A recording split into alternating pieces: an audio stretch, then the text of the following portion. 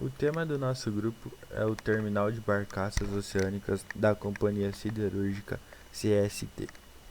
Trabalho produzido por Rodrigo Valério, Diogo Sestari, Gustavo Gasparim e Vinícius Campolin Stiotka. Primeiro vamos falar sobre as características da obra e do entorno. A obra analisada é de um terminal hidroviário utilizado para escoamento de mercadorias e minerais, semelhante a um porto, porém utilizado pela Companhia Siderúrgica de Tubarão, CST. O sistema portuário do Espírito Santo está essencialmente localizado na cidade de Vitória e suas proximidades. O Porto de Vitória desenvolveu-se inicialmente no estuário de Santa Maria, zona naturalmente protegida da ação do mar e, em particular, do lado da ilha, onde a cidade começou seu crescimento. Com o passar dos anos, o Porto de Vitória procurou espaço de outro lado do estuário. Outros portos e terminais começaram a se instalar nos complexos industriais da Vale e da então chamada Companhia Siderúrgica de Tubarão, hoje ArcelorMittal.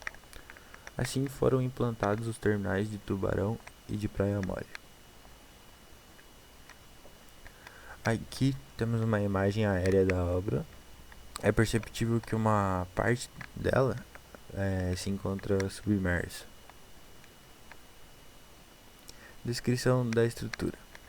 A estrutura será executada por meio de 98 estacas, protendidas de 90 cm de diâmetro.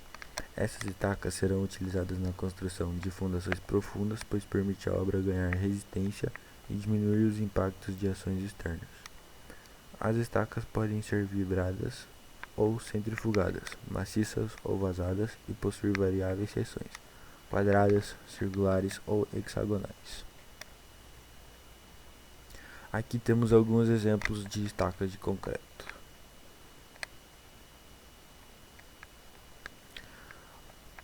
A climatologia da região de Vitória, no Espírito Santo, se encontra na condição média de temperatura de 24,8 graus. Sua umidade relativa é de 77% e precipitação de 30%. Sua velocidade média do vento é 16 km por hora.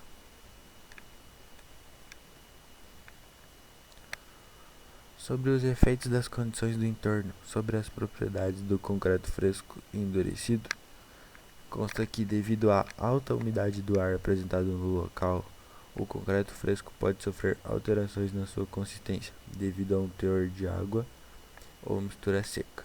Para a dosagem do concreto, estende-se a temperatura ambiente normal, como sendo aquela que acima de 10 graus é menor que 35 graus. Como a temperatura do local gira ao redor de 25 graus anualmente, o concreto fresco não será muito afetado pelas condições de temperatura. A resistência do concreto endurecido é muito influenciada pela porosidade, que é analisada pela relação água-cimento, em que quanto mais alta esta relação, mais baixa será a resistência.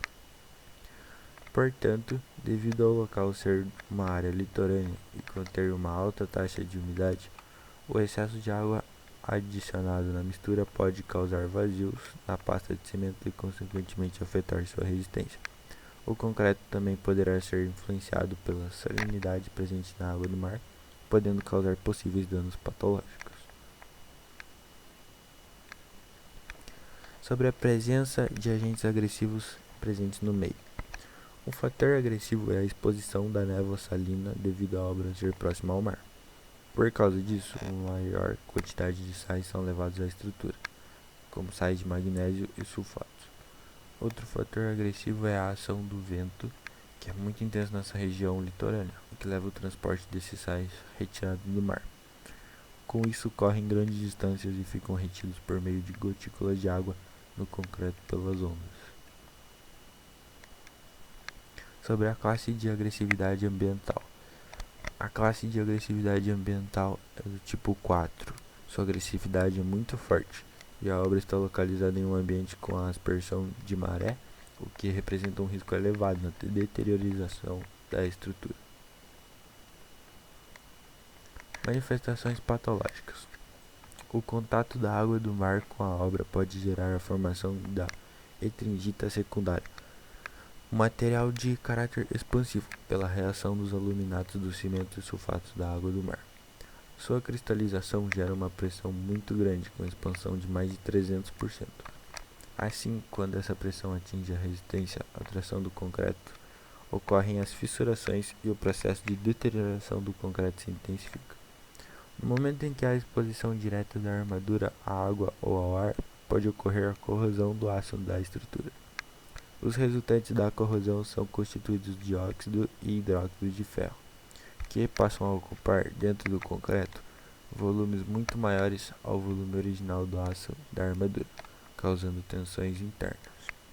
De acordo com a engenheira civil Ines Bataguin, na medida em que o processo de corrosão evolui, os produtos expansivos se acumulam ao redor das armaduras, criando espécies de crostas em seu entorno, com consequente perda de seção resistente da armadura e muitas vezes expulsão da camada do concreto de cobrimento. Aqui é um exemplo de corrosão da armadura. Manifestações patológicas. Outra manifestação patológica que pode ocorrer é a eflorescência. Esta se caracteriza por armazenamento de cristais provenientes de sais que estavam dissolvidos na água e que, após a sua evaporação, formam manchas na superfície do concreto. Essas manchas geram uma coloração branca, ou até mesmo tons mais escuros ao concreto, dependendo do tipo de sal e fungo que está junto à água. Sobre a manutenção da estrutura, o primeiro passo é a eliminação do substrato de concreto contaminado. O segundo passo é a limpeza da superfície a ser recuperada com jato de ar comprimido. O terceiro passo é a limpeza da armadura existente. Depois, a colocação de armadura suplementar. O quinto passo é a aplicação de revestimento polimérico na armadura. O sexto é inibidor de corrosão. E o último passo é a reconstituição da seção do elemento estrutural. Sobre os agregados miúdos e graúdos da obra. Para a obra foi escolhido o agregado miúdo do tipo H e o agregado graúdo tipo A. Para que haja mais coesão entre os grãos de concreto, foram escolhidos dois agregados com alta finura, para que assim não tenha dispersão do contato com a água. Como o concreto vai estar submerso na obra, uma alternativa é realizar o concreto autoadensável. Este produto apresenta elevado teor de finos e conta com aditivos superplastificantes. Sobre as interferências dos agregados no concreto. Devido aos agregados escolhidos terem um módulo de finura baixo, a consistência do concreto fresco será baixa e sua plasticidade e trabalhabilidade serão altas. Para o concreto endurecido, este pode ter baixa permeabilidade, pois o concreto é constituído de agregados pequenos, nos quais diminui a quantidade de vazios dentro da estrutura. Como sua relação AC é baixa, sua resistência será alta. E quando a relação AC é baixa, normalmente a durabilidade do concreto é alta. O tipo de cimento da obra foi escolhido o Cauê CP432RS, pois esse é o ideal para ser usado em obras próximas ao mar, e principalmente por isso apresenta maior resistência ao ataque de sulfatos e cloretos. Ele também possui alta durabilidade e impermeabilidade, pois confere ao concreto menor calor de hidratação. Sobre adições minerais e aditivos. Na obra será necessário a incorporação de um aditivo. Serão utilizados aditivos superplastificantes para diminuir a quantidade de água e, consequentemente, aumentar sua consistência e fluidez. Aditivo que melhor atende às condições da obra. O aditivo escolhido foi o Silicon Mix, pois ele atende às especificações do concreto, já que possui grande poder de fluidificação e redução da água. Ele também não contém cloretos ou qualquer outro produto que possa causar corrosão, e também ajuda na redução da eflorescência. Produto que melhor atende às condições da obra. Vai ser utilizado um bloqueador de água hidrofílico avançado. Este é projetado para expandir quando entra em contato com a água. O material veda contra superfícies de concreto quando encapsulado e resiste à infiltração de água através de uma junta fria. Sobre os ensaios para a verificação das propriedades do concreto, será realizado o slump test, pois ele mede a consistência do concreto, sua trabalhabilidade e verifica se o concreto poderá ser utilizado para a obra. A imagem ao lado tem o passo a passo do slump test. Sobre o ensaio para o concreto endurecido, será realizado o ensaio de compressão para verificar se o concreto é seguro e estável para a estrutura, e também para indicar eventuais variações da qualidade do concreto, seja com relação à dosagem e seus insumos. O ensaio será realizado com 28 dias, pois é nesse tempo que o concreto atinge sua resistência máxima e em que a estrutura deverá entrar em carga. Será utilizado um corpo de prova padrão brasileiro, o cilíndrico, com 15 cm de diâmetro e 30 cm de altura.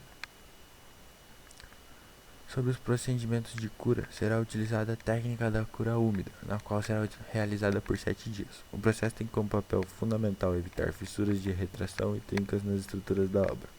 Portanto, para evitar que a estrutura perca água para o ambiente rapidamente, será feita uma irrigação do concreto, para que assim a superfície esteja úmida. As recomendações específicas são que o cimento deve ser armazenado em local bem protegido da ação das intempéries, da umidade e de outros agentes nocivos à sua qualidade.